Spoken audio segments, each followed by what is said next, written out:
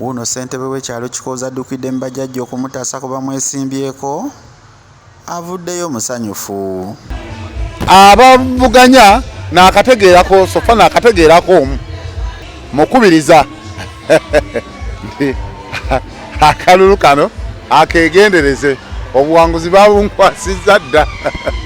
obuwanguzi ne jjajjange Kame atwala omutalo ogwo gonna ne mukyala we Namaganda bonna bakkiriza dda mu bw'omwoyo. So abasobola abiveemu ajje tukole naye nga obutaswala abaana baffe. Ono jjajja mmwe Kabona Kayonda Kawumpuli ku mpagala era nga ye kitammwe yabawadde obuyinza buno era agenda kubafujjako eddusu. Bwe tuba tubasekuza emirundi baba esatu temusulikanga nedda mubeeranga balambulukufu ne musitula ekino ne musekula emirundi gino kitammwe kabasibirire. Kale baana tandike Mbo Sonko bamweyana ssentebe w'ekyalo basiima Kikooza mukono awo nno mukono mu ttawuni awo era nga ndi omu ku bantu abakulembera abakulembera ebitundu ebisingamu abantu abangi mukono municipality. So obukulembeze bulondebwa Katonda ng'era bw'oyambibwako bajjajjaabo. Kati nange nno gwe mulaba wano nina obukulu bwendiko era ndi jjajja w'abaana era bampita nga kumanya gali gembongeddeko kuliko erya Kabona Kimbo wa Sonko era nga ndi jjajja w'abaana. So kintu kino siguddeemu kigwe kintu nakikolerera era bino nga binyambadde tova buvyeri n'obyambala omala kikolerera ebbanga. So sizzeeyo no nti nzize lwakuba nti tuli mu era ndowooza abantunulira abandaba ku kyalo badde akalulu sinnatandika kawenja nnyo olw'ensonga nti mbadde nina ensonga ez'okukola ki ez'okuggusa. So nti olina okuwaaba olutabaalo n'owaabira mu bakama abo n'olaga olutabaalo nti ŋŋenda kwesogga ensiike yakino ne weebaza biri ebiyise n'oyanjulayo ebipya. So bwe kityo sizzeeyo buzzi nti oba lwakuba ki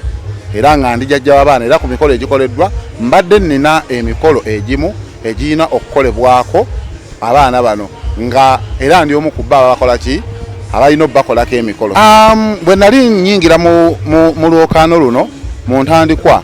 najja nemba nga nina gye ntadde ensonga zange era ne bazaanukula era nenfuna ki oba ssentebe. So nti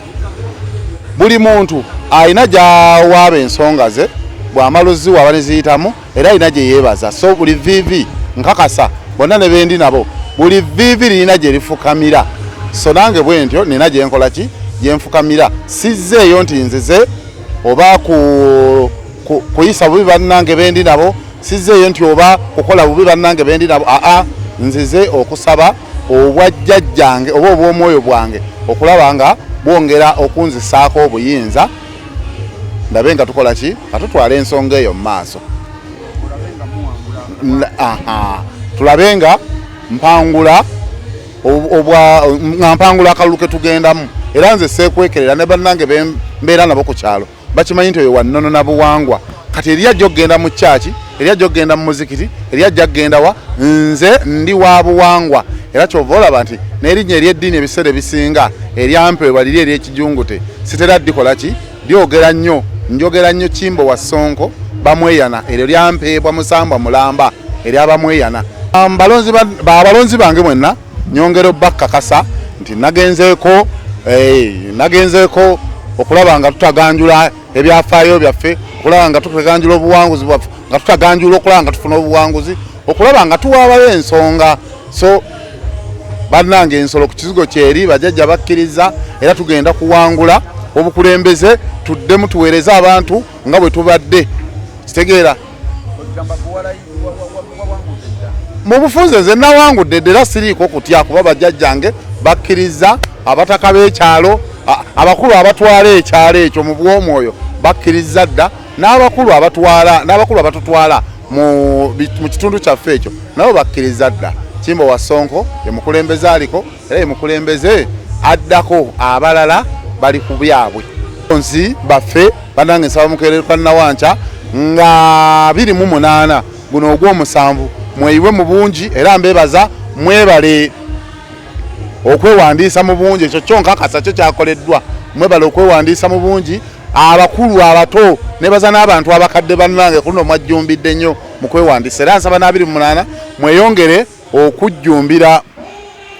mujje mujjumbire okulonda mukeere twagaza zigenda okuwera ssaawa 4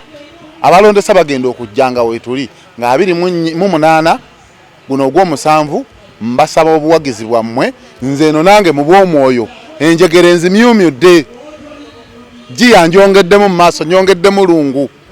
ekyo kyo temukitya obujjajja bwammwe bugenda bakuuma era nsabye bakama baffe bakuume ekyalo kyaffe bulungi okusinga ate ne gubadde luli abagenda okundaba olwaleero ngera bwe mbalaze nti nze seekwekerera kyendi siri mukatuliki siri musiraamu siri mulokole siri mu adventi wabula ndi wa buwangwa na nnono abagenda okundaba olwaleero nga gwe gusoose okundaba ate mutya eyo nange yenzikiriza yange gye mbadde mukola ki abasinga mu bannaffe bwe baba bagenda mu nsonga bwezi bagenda bakukuta naye ffe ensi yatugaya dda netuwanda wali ffe tujja misana musana gwaka era n'abakimanyi bakimanyi era mbaga nti ngenda ku lusozi egindi era ne bannange bamanyi okunkubira oliridda ne mbaga nti mujje buzzi mulonde gwe mugenda okulonda yoyo Kimbowa wammwe ensonga azitegeera mu buli ngeri yonna obubaka bwenziza oba bwensindika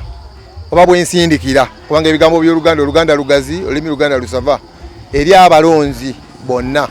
oyinza okukeera ku makya ne weesanga nga